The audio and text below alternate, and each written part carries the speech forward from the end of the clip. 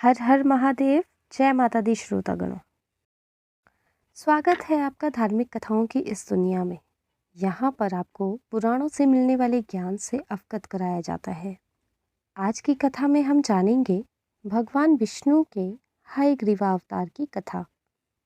ऋषिगण बोले, हे सूत जी, हमारा चित संदेह रूपी सागर में पूर्णतः डूबता जा रहा है, क्योंकि आपने महान आश्चर्यजनक तथा संसार को विस्मित कर देने वाली यह बात कह दी है कि भगवान विष्णु के शरीर से उनका सिर अलग हो गया था और वे सर्वपालक जनार्दन हयग्रीव हो गए थे। वेद भी जिन भगवान विष्णु का सत्वन करते हैं, समस्त देवता जिनका आश्रय ग्रहण करते हैं, जो आदि देव हैं, जगत के स्वामी हैं और सभी कारणों के कारण है, दैव योग से उनका भी मस्तक कैसे कट गया। हे महामते, वह सब आप हमसे विस्तार पूर्वक शीघ्र कहिए। सूत जी बोले, हे मुनियों, आप सभी लोग एकाग्रचित होकर परम तेजस्वी देवाधिदेव भगवान विष्णु का चरित्र सुनिए। किसी समय वे सनातन देव भगवान विष्णु 10,000 वर्षों तक भीषण युद्ध करके अत्यंत थक गए थे। तदंतर एक समतल तथा शुभ स्थान पर पद्मासन लगाकर पृथ्वी पर स्थित प्रत्यंचा चढ़े हुए धनुष पर कंठ प्रदेश यानी कि गर्दन टिकाए हुए उस धनुष की नोक पर भार देकर लक्ष्मीपति भगवान विष्णु सो गए और थकावट के कारण दैव योग से उन्हें गहरी नींद आ गई। कुछ समय बीतने के बाद ब्रह्मा, शिव तथा इंद्र सहित सभी देवता यज्ञ करने को उद्यत हुए। वे सब देव कार्य की सिद्धि हेतु यज्ञों के अधिपति जनार्दन भगवान विष्णु के दर्शनार्थ वैकुंठ लोक गए। उस समय उन्हें वहां न देखकर वे देवतागण ज्ञान दृष्टि से देखकर वहां पहुँचे जहां भगवान विष्णु विराजमान थे। वहां उन्होंने सर्वव्यापी भगवान विष्णु को योग निद्रा के वशीभूत होकर अचेत पड़ा हुआ देखा। तब वे देवगण वहीं रुक गए। सभी देवताओं के वहां रुक जाने के बाद जगतपति विष्णु को निद्रामग्न देखकर ब्रह्मा, रुद्र आदि प्रमुख देवता अत्यंत चिंतित हुए। तदंतर इंद्र ने देवताओं से कहा, हे श्रेष्ठ देवगण, अब क्या किया जाए। अब आप सभी यह विचार करें कि इनकी निद्रा किस प्रकार भंग की जाए। तब शिवजी ने इंद्र से कहा कि इनकी निद्रा का भंग करने से महान दोष लगेगा, किंतु हे श्रेष्ठ देवगण, यज्ञ कार्य भी अवश्य करणीय है। इसके बाद परमेष्ठी ब्रह्मा जी ने पृथ्वी पर स्थित धनुष के अग्रभाग को खा जाने के लिए दीमक का सृजन किया। उन्होंने यह सोचा, दीमक के द्वारा धनुष का अग्रभाग खा लिए जाने पर धनुष नीचा हो जाएगा। तब वे देवाधिदेव विष्णु निद्रा मुक्त हो जाएंगे। ऐसा होने पर निसंदेह देवताओं का संपूर्ण कार्य सिद्ध हो जाएगा। अतः सनातन ब्रह्मा जी ने दीमक को इस कार्य के लिए आदेश दिया। तब दीमक ने ब्रह्मा जी से कहा, देवाधिदेव जगत गुरु भगवान विष्णु की निद्रा भंग मैं कैसे करूं?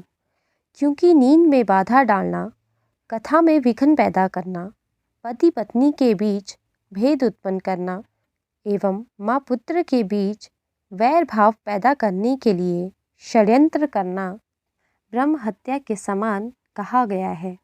अतः मैं देवाधिदेव भगवान विष्णु का सुख क्यों नष्ट करूं? हे देव, उस धनुष का अग्रभाग खाने से मेरा क्या लाभ है, जिसके लिए मैं ऐसा पाप करूं? स्वार्थ के वशीभूत होकर ही समस्त लोग पाप कार्य में प्रवृत्त होता है, इसलिए मैं भी इसमें कोई स्वार्थ सिद्धि होने पर ही इसका भक्षण करूंगा। ब्रह्मा जी बोले, हम लोग यज्ञ में तुम्हारे भाग की व्यवस्था कर देंगे, इसलिए तुम अविलंब भगवान विष्णु को जगाकर हम लोगों का कार्य संपन्न कर दो। होम कार्य में आहुति प्रदान करते समय जो हव्य आसपास गिरेगा उसी को तुम अपना भाग समझ लेना, और अब तुम शीघ्रतापूर्वक हमारा कार्य करो। सूत जी बोले, हे ऋषियों, ब्रह्मा जी के इस प्रकार कहने पर अनंतर दीमक ने धरातल पर स्थित धनुष को शीघ्र ही खा लिया, जिससे धनुष की डोरी मुक्त हो गई। प्रत्यंचा के खुल जाने पर धनुष का वह ऊपरी कोना मुक्त हो गया। इस प्रकार एक भीषण ध्वनि उत्पन्न हुई, जिससे वहां सभी देवगण भयभीत हो गए। ब्रह्मांड क्षुब्ध हो उठा, पृथ्वी में कंपन होने लगा तथा जलचर जंतु व्याकुल हो उठे। प्रचंड हवाएं प्रवाहित होने लगी, पर्वत कंपित हो उठे। यह सब देखकर देवता लोग चिंतित होकर सोचने लगे कि इस दुनिया में अब क्या होगा। हे तपस्वियों, वे देवतागण ऐसा सोच ही रहे थे कि किरीट कुंडल सहित देवाधिदेव भगवान विष्णु का सिर कट कर कहीं चला गया। कुछ समय पश्चात उस घोर अंधकार के शांत हो जाने पर ब्रह्मा और शंकर ने भगवान विष्णु का मस्तक विहीन विलक्षण शरीर देखा। भगवान विष्णु का सिर विहीन धड़ देखकर वे श्रेष्ठ देवता अत्यंत विस्मित हुए और चिंता सागर में निमग्न होकर शोकाकुल हो इस प्रकार विलाप करने लगे। हे नाथ, हे प्रभु, यह कैसी विचित्र अलौकिक घटना हो गई। हे देवाधिदेव, हम सभी देवताओं के लिए तो यह बात विनाशकारी है। यह किस देवता की माया है जिसके द्वारा आपके सिर का हरण कर लिया गया। हे विभो, इस प्रकार आपके चले जाने पर हम देवता तो मृत्यु को प्राप्त हो जाएंगे। हम लोगों के प्रति आपका कैसा स्नेह था। हम लोग स्वार्थ के कारण ही रुदन कर रहे हैं। संकट की यह स्थिति ना तो दैत्यों ने, ना यक्षों ने और ना ही राक्षसों ने पैदा की है, अपितु हम देवताओं ने ही यह विघ्न उत्पन्न किया है। हम इस समय क्या करें और कहाँ जाएं? हे देवेश, हम मूढ़ बुद्धि वाले देवताओं के लिए अब कहीं भी कोई शरण नहीं है। यह कोई सात्विकी, राजसी अथवा तामसी माया भी नहीं है जिसके द्वारा आप मायापति जगत गुरु का सिर कट गया है। तब शिव सहित समस्त देवताओं को रुदन करते देखकर वेद वेताओं में श्रेष्ठ देवगुरु बृहस्पति ने उन्हें सांत्वना देते हुए कहा, हे महाभागों, अब इस प्रकार रुदन करने से क्या लाभ है। इस समय तो विवेक का आश्रय लेकर कोई उपाय करना चाहिए। हे देवेंद्र, भाग्य एवं पुरुषार्थ दोनों ही समान श्रेणी के हैं, फिर भी उपाय करना ही चाहिए और वह दैव योग से ही सफल होता है। इंद्र बोले, अनर्थकारी पुरुषार्थ को धिक्कार है। मैं तो दैव को श्रेष्ठतर मानता हूँ, क्योंकि हम देवताओं के देखते ही देखते विष्णु भगवान का सिर कट गया। ब्रह्मा जी बोले, काल के द्वारा जो भी कर्मों का फल शुभ अशुभ निर्धारित है, उन्हें भोगना ही पड़ता है। भाग्य का अतिक्रमण कौन कर सकता है। प्रत्येक प्राणी काल क्रम के अनुसार सुख दुख भोगता है, इसमें कोई संदेह नहीं है। जिस प्रकार पूर्व काल में काल की प्रेरणा से शंकर जी ने मेरा मस्तक काट दिया था, उसी प्रकार शाप के कारण शिवजी का लिंग कटकर गिर गया था, और उसी प्रकार आज विष्णु का सिर लवण सागर में जा गिरा है। दैव योग से ही इंद्र को भी सहस्त्र भोगों की प्राप्ति हुई है। उन्हें दुख भोगना पड़ा, वे स्वर्ग से च्युत हो गए और मानसरोवर के कमल में रहने लगे। इस संसार में जब इन महाभाग देवताओं को भी दुख का भोग करने के लिए विवश होना पड़ा, तो फिर दुख भोगने से भला कौन वंचित रह सकता है। अतएव आप लोग शोक का परित्याग कर दें और उन महामाया विद्या रूपी सनातनी ब्रह्म विद्या तथा जगत को धारण करने वाली देवी का ध्यान कीजिए। जिनके द्वारा यह चराचर संपूर्ण त्रिलोक व्याप्त है। वे निर्गुणा परा प्रकृति हम लोगों का समस्त कार्य सिद्ध कर देंगी। सूत जी बोले, हे मुनियों, देवताओं से इस प्रकार कहकर ब्रह्मा जी ने कार्य की सिद्धि की कामना से अपने सम्मुख सशरीर विद्यमान वेदों को आदेश दिया। ब्रह्मा जी बोले, आप लोग समस्त कार्यों को सिद्ध करने वाली पराम्बा ब्रह्म विद्या सनातनी महामाया का सत्वन कीजिए। उनका यह वचन सुनकर समस्त सुंदर अंगों वाले वेद जगत की आधार स्वरूपा तथा ज्ञान गम्या उन महामाया की स्तुति करने लगे। वेदों ने कहा, हे देवी, हे महामाया, हे निर्गुणे, हे शिव कामार्थ प्रदायिनी माता, आपको नमस्कार है। आप सभी प्राणियों को आश्रय देने वाली पृथ्वी स्वरूपा हैं तथा प्राणधारियों की प्राण भी हैं। बुद्धि, श्री, कांति, क्षमा, शांति, श्रद्धा, सब कुछ आप ही हैं। ओमकार में अर्धमात्रा के रूप में आप ही विराजमान हैं। आप गायत्री, भू, भुवः, स्वः आदि करुण रस से युक्त सभी प्राणियों की माँ, विद्या कल्याणी, सभी प्राणियों की हित साधिका, सर्वश्रेष्ठ, बाग बीज मंत्र में वास करने में निपुण तथा संसार का कलेश दूर करने वाली हैं।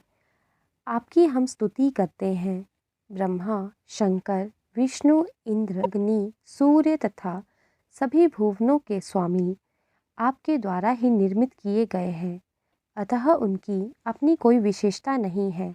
जब आप जगत की रचना की कामना करती हैं, तब आप सर्वप्रथम ब्रह्मा, विष्णु, महेश इन प्रमुख देवताओं का सृजन करती हैं।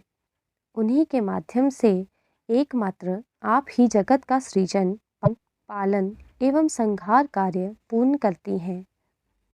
हे देवी, आप में संसार का लेश मात्र भी नहीं रहता।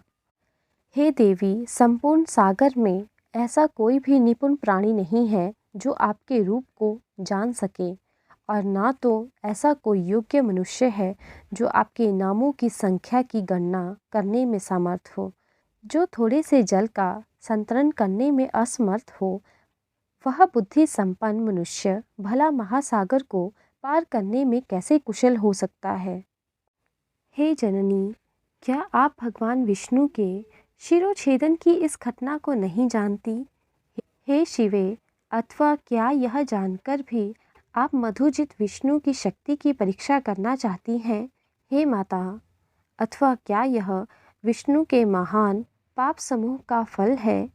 किंतु आपके चरण कमलों का भजन करने में निपुण प्राणी से तो यह पाप हो ही नहीं सकता। हे माता, आप इस देव समूह की भारी उपेक्षा क्यों कर रही हैं? भगवान विष्णु के मस्तक कट जाने की घटना हमारे लिए अत्यंत आश्चर्यजनक तथा महान कष्टदायक बात है। अब हम यह नहीं जान पा रहे हैं कि भगवान विष्णु के सिर संयोजन में विलंब क्यों हो रहा है। आपने ही यह लीला रची है। हे माता, हम आपके मनोभाव को समझने में पूर्णतः असमर्थ हैं। भगवान विष्णु का सिर छिन्न होकर कहाँ चला गया, यह हम नहीं जानते हैं, और इस समय इन्हें जीवित करने के लिए अन्य कोई युक्ति भी नहीं सूझ रही है। सूत जी बोले, हे मुनियों, इस प्रकार वेदों के द्वारा स्तुति किए जाने से महेश्वरी महामाया भगवती प्रसन्न हो गई। उसी समय देवताओं को सुख प्रदान करने वाली, शब्दों से युक्त और भक्तजनों को आनंदित करने वाली शुभ वाणी ने उनसे कहा, हे देवताओं, आप लोग किसी प्रकार की चिंता ना करें। इन वेदों के द्वारा भावपूर्ण सत्वन से मैं परम प्रसन्न हो गई हूँ। इसमें लेश मात्र भी संदेह नहीं है। मनुष्य लोक में जो प्राणी इस स्तुति से मेरी आराधना करेगा अथवा भक्तिपूर्वक इसका पाठ करेगा, उसकी समस्त कामनाएं पूर्ण होंगी। जो मनुष्य त्रिकाल मेरी स्तुति को नित्य भक्तिपूर्वक सुनेगा, वह सभी दुखों से विमुक्त होकर परम सुखी हो जाएगा। वेदों द्वारा उच्चारित किए जाने के कारण यह स्तुति वेदों के समान ही है। हे देवों, अब आप विष्णु के मस्तक कट जाने का कारण सुनिए, क्योंकि इस लोक में बिना कारण कोई कार्य कैसे हो सकता है। एक बार अपने समीप बैठी हुई अपनी प्रियतमा सागर पुत्री लक्ष्मी का चिताकर्षक मुख देखकर भगवान विष्णु हंस पड़े। लक्ष्मी ने सोचा कि भगवान विष्णु मुझे देखकर क्यों हंस पड़े। मेरे मुख में विष्णु जी द्वारा दोष देखे जाने का आखिर क्या कारण हो सकता है, और फिर बिना किसी कारण के उनका हंसना संभव नहीं हो सकता। मुझे तो ऐसा प्रतीत होता है कि उन्होंने किसी अन्य सुंदर स्त्री को मेरी सौत बना लिया है। इसी विचार मंथन के परिणाम स्वरूप लक्ष्मी जी कोपाविष्ट हो गई और तब उनके शरीर में तामसी शक्ति व्याप्त हो गई। तदंतर किसी दैव योग के प्रभाव से देवताओं के कार्य साधन के उद्देश्य से ही उनके शरीर में अत्यंत उग्र तामसी शक्ति प्रविष्ट हुई। तब लक्ष्मी जी के शरीर में तामसी शक्ति का समावेश हो जाने के कारण वे अत्यंत क्रोधित हो उठी और उन्होंने मंद स्वर में यह कहा, तुम्हारा यह सिर कट कर गिर जाए। स्त्री स्वभाव होने के कारण भावी वश तथा संयोग से बिना सोचे समझे ही लक्ष्मी जी ने अपने ही सुख को विनिष्ट करने वाला शाप दे दिया। सौत के व्यवहार आदि से उत्पन्न होने वाला दुख वैधव्य से भी बढ़कर होता है। मन में ऐसा सोचकर तथा शरीर पर तामसी शक्ति का प्रभाव रहने के कारण उन्होंने ऐसा कह दिया था। मिथ्याचरण, साहस, माया, मूर्खता, अतिलोभ और अपवित्रता तथा दयाहीनता ये स्त्रियों के स्वाभाविक दोष हैं। अब मैं उन वासुदेव को पूर्व की भांति सिरयुक्त कर देती हूँ। इनका सिर पूर्व शाप के कारण लवण सागर में डूब गया है। हे श्रेष्ठ देवताओं, इस घटना के होने में एक अन्य कारण भी है। आप लोगों का महान कार्य अवश्य सिद्ध होगा, इसमें कोई संदेह नहीं है।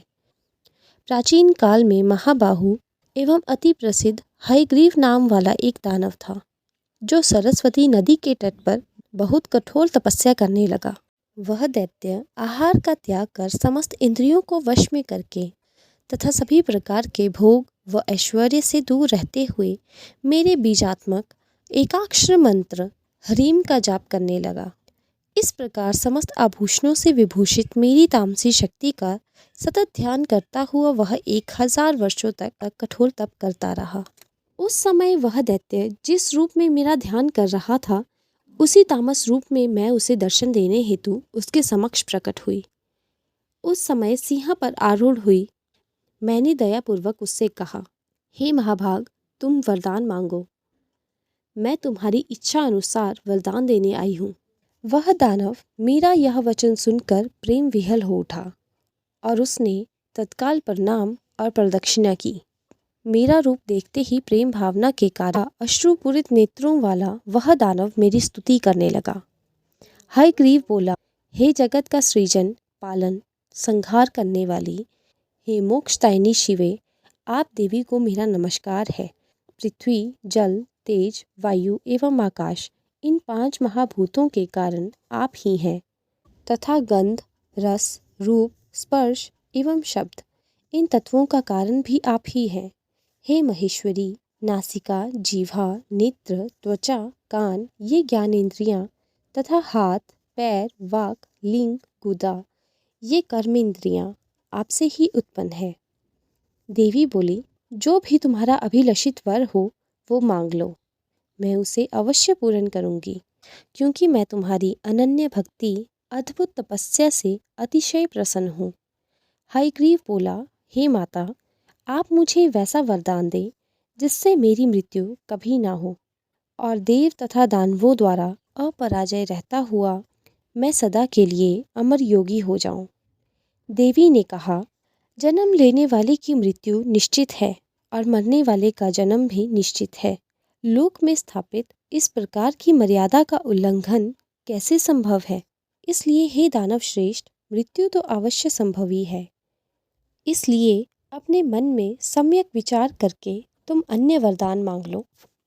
हयग्रीव बोला, हे जगदम्बे, मेरी मृत्यु हयग्रीव से ही हो, किसी अन्य से नहीं।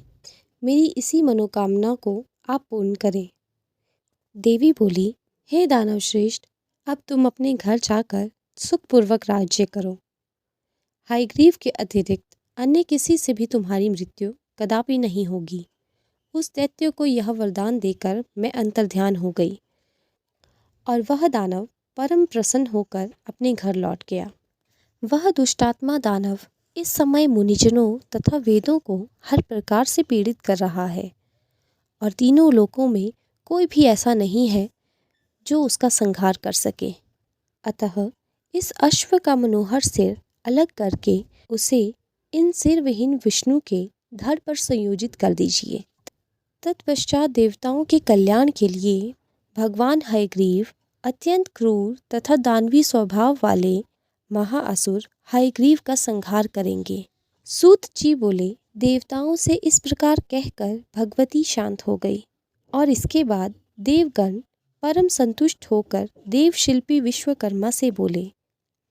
देवताओं ने कहा, आप विष्णु के धड़ पर घोड़े का सिर जोड़कर देवताओं का कार्य कीजिए। वे भगवान हयग्रीव ही दानव श्रेष्ठ दैत्य का वध करेंगे। सूत जी बोले, देवताओं का यह वचन सुनकर विश्वकर्मा ने अति शीघ्रतापूर्वक अपने खड्ग से देवताओं के सामने ही घोड़े का सिर काटा। तत्पश्चात उन्होंने घोड़े का वह सिर अविलंब विष्णु भगवान के शरीर से संयोजित कर दिया और इस प्रकार महामाया भगवती की कृपा से वे भगवान विष्णु हयग्रीव हो गए। कुछ समय बाद उन भगवान हयग्रीव ने अहंकार के मद में चूर उस देव शत्रु दानव का युद्ध भूमि में अपने तेज से वध कर दिया। इस संसार में जो प्राणी इस पवित्र कथा का श्रवण करते हैं वे समस्त पापों से मुक्त हो जाते हैं। इसमें लेश मात्र भी संदेह नहीं है। महामाया भगवती का यह चरित्र अति पावन है तथा पापों का नाश कर देता है। इस चरित्र का पाठ तथा श्रवण करने वाले प्राणियों को सभी प्रकार की संपदाएं अनायास ही प्राप्त हो जाती हैं। आज की कथा हम यहीं पर समाप्त करते हैं। आज की गाथा में हमने जाना भगवान विष्णु के हयग्रीव अवतार की कथा। आगे की कथा में हम जानेंगे श्रीमद् देवी भागवत के महात्म्य के प्रसंग में राजा सुंघुमन की कथा। आशा करती हूँ श्रोतागणों कि आप सभी को मेरे द्वारा सुनाई गई यह कथा पसंद आई होगी और आगे भी आप श्रीमद् देवी भागवत महापुराण की इस कथा को सुनना चाहेंगे। श्रोतागणों, अगर आपकी इन कथाओं से संबंधित अन्य कथाओं के बारे में जानने की जिज्ञासा है तो आप उस कथा का नाम नीचे कमेंट बॉक्स में ज़रूर लिखें। मैं कोशिश करूंगी कि उस कथा को आप तक पहुंचा सकूं। आगे भी इस कथा का लुत्फ़ उठाने के लिए जुड़े रहें धार्मिक कथाओं की इस दुनिया के साथ। यहाँ पर आपको पुराणों से मिलने वाले ज्ञान से अवगत कराया जाता है। आगे मिलते हैं आपसे अपनी नई कथा के साथ। तब तक के लिए हर हर महादेव, जय माता दी।